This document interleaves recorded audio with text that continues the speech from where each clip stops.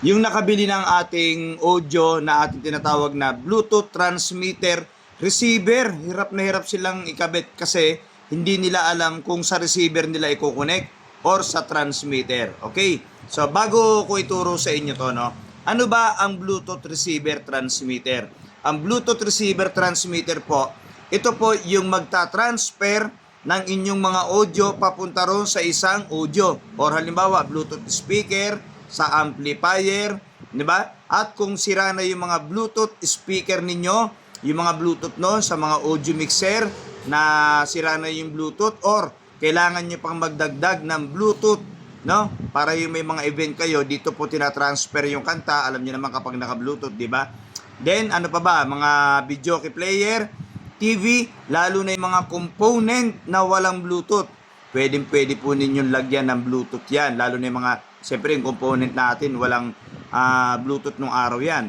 Then, dalawa kasi yan. Walang boses si Johnny Luha eh. So, 2-in-1 yan. Pag sinabing 2-in-1, Bluetooth receiver at transmitter. Unahin natin i-discuss ang transmitter. Okay? Pag sinabing transmitter, kasi may dalawang butas yan eh. Pag sinabing transmitter, may nakasulat po, transmitter. Baligtad lang sa camera, no? Siyempre, ito yung on and off. Transmitter, maglalagay kayo dito ng RCA. 3.5 jack. Depende sa paggagamitan ninyo. Okay. Pag sinabing transmitter, itatransfer ninyo yung sound papunta doon sa isang audio. So, ganito, example. Meron tayong video player, Platinum Piano SDXL.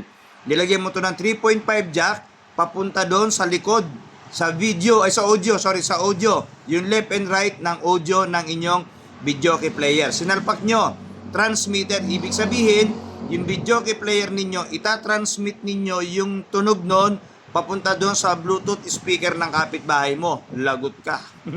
Or sa mga amplifier na nakabukas ang Bluetooth speaker.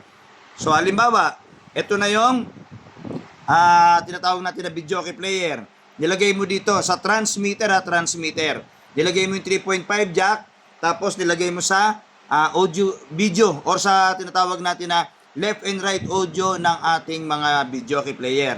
Kapag binuksan mo to, yung video player na to, automatic na transfer yan kung ano yung nakabukas na Bluetooth. Halimbawa, nagbukas ka ng Bluetooth or yung kapitbahay mo nag-Bluetooth, nagbukas ng Bluetooth speaker niya or amplifier.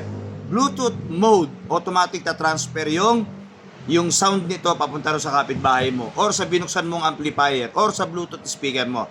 Yun po ang transmitter. Okay. Ano naman dyan niluha ang receiver? Ang receiver po, siya naman ngayon yung re-receive ng Bluetooth. Di ba? Kanina, yung kapitbahay mo nag-receive. Ngayon, ikaw naman. Paano ginagawa? Okay. Mayroon kang mga amplifier, wala kang Bluetooth or sira na ang Bluetooth ng amplifier mo or may mga amplifier na talagang walang Bluetooth. Okay? Ilagay mo sa receiver. Okay, receiver yan. Salpakan mo ng 3.5 jack to RCA sa iyong audio mixer or Bluetooth speaker or amplifier. Ngayon, dahil receiver ito, yung cellphone mo, cellphone ng kapitbahay mo, tablet, laptop, computer, kukonek mo, bubuksan mo yung Bluetooth ng cellphone mo, makikita niya to. I-receive niya ngayon.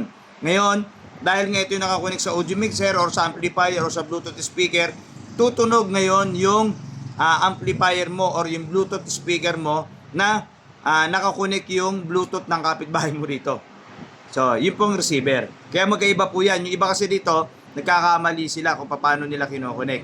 Kaya dyan niluha, ba't hindi mo ina-actual yan? Paano namin malalaman kung talagang gumagana? Marami po akong ginawa nitong actual videos. Dahil sa dami na nakabili, inuulit ko lang po verbal ngayon.